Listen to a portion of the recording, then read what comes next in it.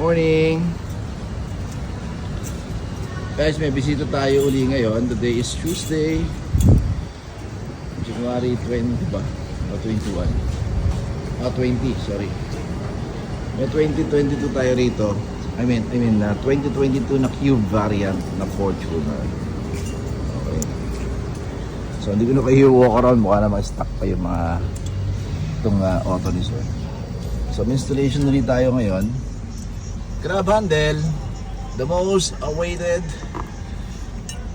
and isa sa mga interesting na services na ginagawa natin sa Fortuner. Kasi nga alam natin, tulad ng kinakabit ni Alvin. By the way, si Alvin is from Bulacan. So in-schedule talaga natin yung installation ng grab handle natin. Kasi nga mga taga Bulacan pa sila. So nilalagay lang markings. Yan, tulad yan. Ito yung since 2022 to. Tulad ng sinasabi ko sa inyo, ang 2019 na Fortuner Matic Manual 4x4, 4x2, wala nang bracket. Yan, malinis. Yan, malinis siya. So, gagawin natin para magkaroon ng provision dahil yung 2018 pababa naman may abang ng bracket dito. At bakal yon and body color yon. Pakita ko sa video sa inyo kung ano yung itsura ng abang na yon. Ngayon, gumawa tayo ngayon ng bracket. Yan. Ito ginagawa ni Alvin. Yan. So, lagyan natin ng bracket. Para magkaroon ng provision ngayon yung handle. So ito, meron tayo rito yung ikakabit natin sa kanya na may butas. Ito kasi stock na sir, walang butas siya. So hindi rin match ito guys ha. Talagang stainless itong ginamit natin. Hindi ito rebit. Okay, so hindi tayo magbubutas. Alright, dahil may butas na itong bracket natin. It so happen, para lang tayo magdidikit ngayon. Ang ginamit natin is TIG weld.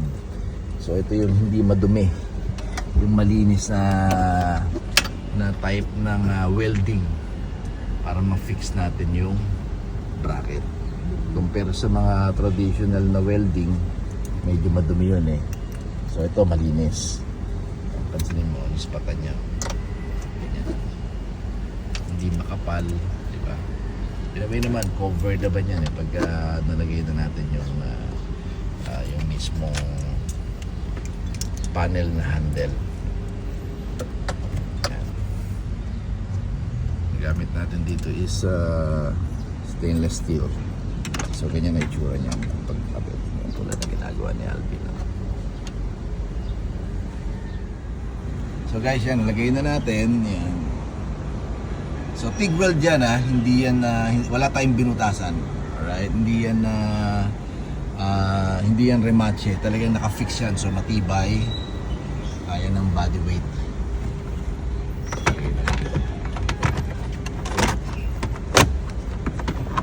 So trial and error kasi hanggang sa mapantay niya yan. Nakalapat siya. Na-install na natin yung kaliwa o yung driver side. Simula naman ni Alvin yung passenger side kanan. Nalagyan niya ng tanda. So basically guys, ang piyesa pala natin na ginagamit is original. Itong takip, yung dalawang yan, bali apat yan magkabila. Then handle dalawa magkabila. Tapos dalawa rin. So once again, this is a 2022 na Fortuner na V pala to. Sorry, sabi ni sir. It's a 4x2. So nakabitan natin. So wala nang problema. Standard height ng Fortuner medyo mataas. Papasok ang matanda, bata, maliit, matangkad. Unang-unang hinahawakan to pag once na papasok sa second row, right? So hindi na ganun kahirap makiat sa Fortuner. Hindi na ganun ka-struggle. Again, walang butas guys ha. Hindi tayo nagbutas sa body. nag-spot lang tayo ng tigwell pa ang gamit natin. Kaya so malinis kahit na wala tong talsik-talsik sa loob na makakasira sa mga pyesa, lalo na sa mga leather. So installation natin 2,500 by schedule guys ha. Watch out for the next schedule natin ng installation. Dito pa rin sa Pasig kasi mga from Bulacan sila eh. So schedule tayo sa lahat ng pupunta, maghapon naman sila rito. Kaya pa-schedule na kayo.